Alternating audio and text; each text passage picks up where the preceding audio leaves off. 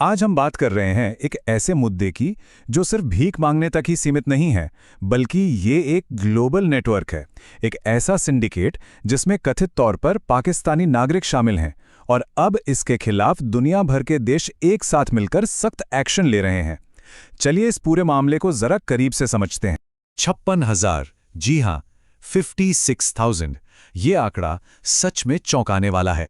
Sources के मुताबिक ये उन पाकिस्तानी नागरिकों की संख्या है जिन्हें सिर्फ इसी साल ऐसी एक्टिविटीज में शामिल होने के आरोप में उनके देश वापस भेज दिया गया है। तो सवाल यही उठता है कि आखिर ऐसा हो क्यों रहा है? क्यों हजारों पाकिस्तानी नागरिकों को दुनिया भर से डिपोर्ट किया जा रहा है? इन बड़े पैमाने पर हो रहे निर्वासन के पीछे की असली कहानी आखिर है क्या? आइए इसकी गहराई में चलते हैं। तो इस पूरी कहानी की जो जड़ें हैं वो हमें ले जाती हैं सऊदी अरब और संयुक्त अरब अमीरात यानी यूएई, जहां से ये बड़े पैमाने पर डिपोर्टेशन की कार्रवाई शुरू हुई है। देखिए, सोर्सेज बताते हैं कि ये दोनों खाड़ी देश इस प्रॉब्लम से निपटने में सबसे आगे हैं। कई चेतावनियों के बाद अब वो इन ऑर्गेनाइज्ड बेगिंग नेटवर्क्स पर पूरी तरह से नकेल कस रहे हैं। लेकिन ये मामला सिर्फ खाड़ी देशों तक ही नहीं रुका है। नहीं, ये अब एक ग्लोबल मुद्दा बन चुका है और दुनिया भर के देश अब इस पर अपनी नजर बनाए हुए हैं। और ये लिस्ट देखिए, सऊदी अरब से लेकर थाईलैंड, कंबोडिया और यहां तक कि अफ्रीका और यूरोप के देश, ये सब इस समस्या से जूझ रहे हैं। इन सभी देशों ने इन सिंडिकेट्स को लेकर अपनी चिंताएं जाहिर की हैं, जो दिखाता है कि ये नेटवर्क कितना बड़ा और फैला हुआ है। अच्छा, एक मजेदार बात यह है कि हर देश इससे अपने अपने तरीके से निपट रहा है। एक तरफ सऊदी अरब जैसे देश हैं जो लोगों के देश में आ जाने के बाद उन्हें वापस भेज रहे हैं, तो दूसरी तरफ यूएई और कई यूरोपियन देश हैं जो वीजा नियमों को ही इतना सख्त कर रहे हैं कि प्रॉब्लम को एंट्री पॉइंट पर ही रोका जा सके। जरा इन नंबर्स पर एक नजर डालिए, ये सच में हैरान करने वाले हैं। अकेले सऊदी अरब ने इस साल 24,000 लोगों को वापस भेजा है, दुबई से 6,000, अजरबैजान से 2,500। ये आंकड़े बताते हैं कि जमीनी हकीकत कितनी बड़ी और गंभीर है।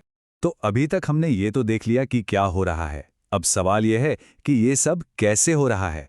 चलिए इस पूरे नेटवर्क के काम करने के तरीके को समझते हैं। इस पूरे खेल में जो सबसे बड़ा टूल इस्तेमाल हो रहा है वो है उम्रा वीज़ा।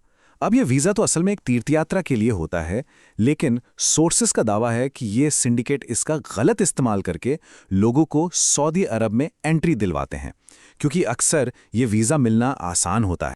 और एक बात हमें यहाँ बिल्कुल साफ समझनी होगी। एक्सपर्ट्स का मानना है कि ये कोई मजबूरी या लाचारी का मामला नहीं है। नहीं, ये एक प्रॉपर ऑर्गेनाइज्ड और मुनाफे वाला भीख उद्योग है। मतलब इसे बाकायदा एक बिजनेस की तरह चलाया जा रहा है। ये पूरा सिंडिकेट आप समझिए एक कंपनी की तरह काम करता है। एक पूरी सप्लाई चेन है। पाकिस्तान में लोगों को रिक्रूट किया जाता है, फिर उनके वीज़ा और ट्रैवल का इंतजाम होता है, उन्हें विदेश भेजकर सड़कों पर काम करवाया जाता है और फिर सारा का सारा मुनाफा वापस मेन सरगनाओं तक पहुंचाया जाता है। और बात सिर्फ भीख मांगने पर खत्म नहीं होती, मामला इससे कहीं ज़्यादा संगीन है। सोर्सेज बताते हैं कि इस नेटवर्क में ह्यूमन ट्रैफिकिंग, किडनैपिंग, महिलाओं और बच्चों का शोषण, यहाँ तक कि लोगों को कंट्रोल करने के लिए उन्हें ड्रग्स का आदी बनाने जैसे घिनौने अपराध भी शामिल हैं। तो इन सब का नतीजा क्या निकल रहा है? इसका सीधा और सबसे बड़ा असर पड़ रहा है पाकिस्तान की इंटरनेशनल इमेज पर, उसकी साख पर। अब ऐसा भी नहीं है कि इस पर कोई एक्शन नहीं हो रहा। सोर्सेस के मुताबिक खुद पाकिस्तान की एजेंसियां इस प्रॉब्लम को मानती हैं और उन्होंने इस पर काम करना भी शुरू कर दिया है। जैसे कि ये नंबर देखिए, 6,000।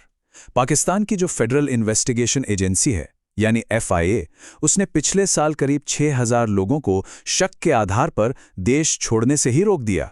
ये दिखाता है कि प्रॉब्लम को देश के अंदर ही रोकने की कोशिशें हो रही हैं। और खुद एफआईए के डायरेक्टर का ये कहना कि इस वजह से दुनिया भर में पाकिस्तान के प्रतिष्ठा को नुकसान पहुंच रहा है, ये अपने आप में बताता है कि सिचुएशन कितनी सीरियस है। जब देश की टॉप एजेंसी ये बात मान रही हो तो हालात का अंदाज़ा लगाया जा सकता है। तो आखिर में ये सब हमें एक बहुत बड़े सवाल के सामने लाकर खड़ा कर देता है कि जब कुछ लोगों की हरकतों की वजह से एक पूरे देश के पासपोर्ट पर सवाल उठने लगें, तो उन लाखों बेकसूर लोगों का क्या होगा जो सिर्फ दुनिया देखना चाहते हैं या काम के लिए जाना चाहते हैं। ये एक सोचने वाली बात है।